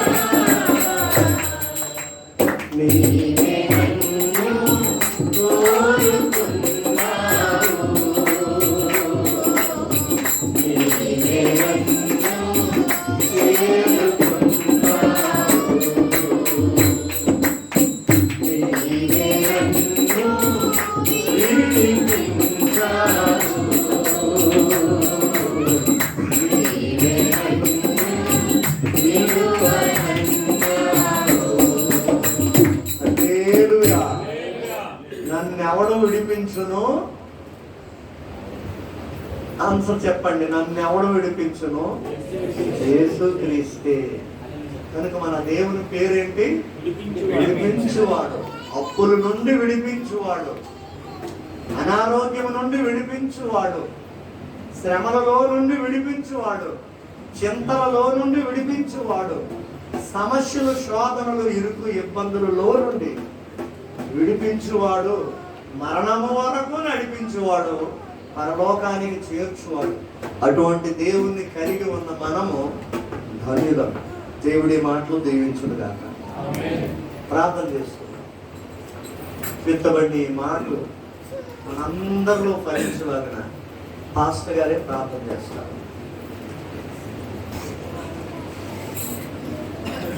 తండ్రి, ప్రేమ నమ్మకం కలిగిన ఆయన స్తోత్రాలు. మమ్మల్ని విడిపించేవాడు, నడిపించేవాడు, మానవ జీవితంలో ఉన్న ప్రతి సమస్యను విడిపించడానికి సిద్ధంగా చెప్పిన తండ్రి, తెలియజేయబడిన మాటలు ప్రతి వారు హృదయంలో మీరు కట్టి ఫలించేది మీ నామానికి మహిమ తెచ్చుకోవడం. జరగబోతున్న సమస్త కార్యంలో మీరు మీ నామానికి మహిమ తెచ్చుకోవడం. యేసు ప్రభువారి ఘనమైన నామములో ప్రార్థన చేస్తూ చదివేస్తున్నాం. నీవు అప్పగింపబడిన రాత్రి ఒక రొట్టెను పట్టుకొని విరిచి కృతజ్ఞతాస్తుతులు చెల్లించి, ఇది నా శరీరము, దీనిని తిరిగినప్పుడల్లా నన్ను జ్ఞాపకం చేసుకుందన్నారు. అలాగే పాత్రను ఎత్తి, ఇది నా రక్తం వలన అయిన క్రొత్త నిబంధన, దీనిని త్రాగినప్పుడల్లా నన్ను జ్ఞాపకం చేసుకుందన్నారు. నా శరీరము తిని నా రక్తం త్రాగువాడు నిత్య జీవము గలవాడు, అంత్య దినము నేను వాడిని లేపుతున్న వాగ్దానం ఇచ్చాం. ప్రతి ఒక్కరు ఎవరి మటుకు వారు స్వపరీక్ష చేసుకొని ఇందులో పాడుభాగస్తులై కృప మీరు అనుగ్రహించినందుకు మీకు స్తుతులు చెల్లించుకుంటారు. సమస్తము క్రమంగా మర్యాదగా జరిగించినందుకు మీకు స్తోత్రాలు చెల్లించుకుంటారు. క్రీస్తు యేసు పరిశుద్ధ నామంలో ఈ ప్రార్థన మీకు అప్పగిస్తున్నాం తండ్రి. డైలీ 3 times ఇన్సులిన్ ఇస్తున్నాం. పాప గురించి కొంచెం మీరు అందరూ ప్రేయర్లో పెడతారని, ఇంకా మా గురించి కూడా ప్రేయర్ చేస్తారని మనందరూ కోరుతున్నాం. పాప పేరు సాన్విక, నా పేరు శేఖర్, మా వైఫ్ పేరు సుకన్య, పెద్ద పాప పేరు సరీనా, చిన్న పాప పేరు సాన్విక. ప్రజలు నేను ప్రార్థన చేస్తాను. ఇది పరిశుద్ధుడు అయిన తండ్రి, మీకు వందనాలు. ఈ 2022 సంవత్సరం ఆగస్టు నెలలో చివరి ఆదివారము ఒకే ఆరాధన 2 సంఘాలు కూడా ఈ స్థలంలో జరిగించడానికి, అలాగే నీ దాసులు కూడా మా మధ్యలో ఉండడానికి మీరు ఇచ్చిన ధన్యతను బట్టి వందనాలు. నూతనంగా వచ్చిన కుటుంబాలను బట్టి స్తోత్రాలు. అందరినీ ఆశీర్వదించి ఏ ఏ విషయాల్లో మీరు మమ్మల్ని విడిపించారో విడుదల పొందేసాం, జయించాం, జయవీరులు. కానీ సైతానుగాడు ఇంకా మీరు విడుదల పొందలేదు, ఇంకా పాపంలోనే ఉన్నారు, వ్యసనాల్లోనే ఉన్నారని సీక్రెట్గా చెప్తూ మమ్మల్ని బలహీనపరుస్తున్నాడు. యేసు నామములో మేము జయించాం. మేము బలవంతులు, కృప దయచేయండి. ఇష్టపడిన మాటలు అందరిలో ఫలించినప్పుడు సహాయించండి. ఇదిగో మరలా సాయంకాలం 7 గంటలకి ఇదే స్థానంలో మేము అందరం ఆరాధనలో కూడుకోవడానికి కృప చూపించండి. కేజీహెచ్లో ఉన్న లాస్యాను స్వస్థపరచండి. ఇదిగో సుకన్య వారి అక్కను స్వస్థపరచండి. అలాగే నాయన మరి ప్రభు హెప్సిబాను స్వస్థపరచండి. ఇంకెవరెవరైతే బలహీనంగా ఉన్నారో వారిని స్వస్థపరచండి. ఇదిగో నూతనంగా వచ్చిన కుటుంబం వారి చిన్న బిడ్డను కూడా ఇంకా కంప్లీట్గా మీరు స్వస్థపరిచారు. అలాగే ఎవరెవరు ఏ ఏ ప్రేయర్ రిక్వెస్ట్లు కోరారో ప్రార్థనలకు జవాబులు ఇవ్వండి. సోమవారం, మంగళవారం, బుధవారం జరుగుతున్న కూడికలన్నిటినీ ఆశీర్వదించండి. బహు బలముగా వాడబడాలి, కార్యాలు జరిగించండి. ఇదిగో శుక్రవారం కేవలం గర్భఫలము కావలసిన వారి కొరకు వారి కుటుంబాలు సేవకులుగా మేము సంఘము ఏకీపించి ప్రార్థన చేయడానికి సిద్ధపడి ఉండగా యేసు నామములో గొప్ప అద్భుతములు జరుగును గాక. మీరు చేస్తున్నారు, వందనాలు. కార్యాలు చేయండి. ప్రార్థించడం మా పని, ఫలితం ఇచ్చటం నీ పని. మీరే చేయండి, మీరే సహాయం చేయండి. ఇప్పుడు తిరిగి ఎవరి గృహాలకు వారు వెళుతూ ఉండగా సహాయం చేయండి. ఇదిగో మేము హాస్పిటల్కి వెళ్ళి నాయన వారిని దర్శించి ప్రార్థించి రాగలగడానికి అవకాశం మార్గం జరుగుతుంది. వాతావరణం అంతా మీ స్వాధీనంలో ఉంచుకున్నందుకు మీ కృతజ్ఞతలు చెల్లిస్తూ ఈరోజు నూతనంగా ఇక్కడ అడుగుపెట్టి వెళ్తున్న వారి మీదకి నీ ఆశీర్వాదాలు మీరే మహిమ పొందుకున్నారు. సహోదరుడు రవికుమార్ను తన భార్య రత్నకుమారికి సంపూర్ణ స్వస్థత ఇవ్వండి. ఇంకెవరైతే ఈ దినం ఈ ఉదయం రాలేదో క్షమించి మరొక అవకాశాన్ని వారికి సాయంకాలానికి దయచేసి మహిమ పొందుకోమని మా ప్రభువును రక్షకుడు పరిశుద్ధుడైన యేసుక్రీస్తు అతి శ్రేష్టమైన నామంలో ఈ ప్రార్థన మీకు అప్పగిస్తున్నాము తండ్రి.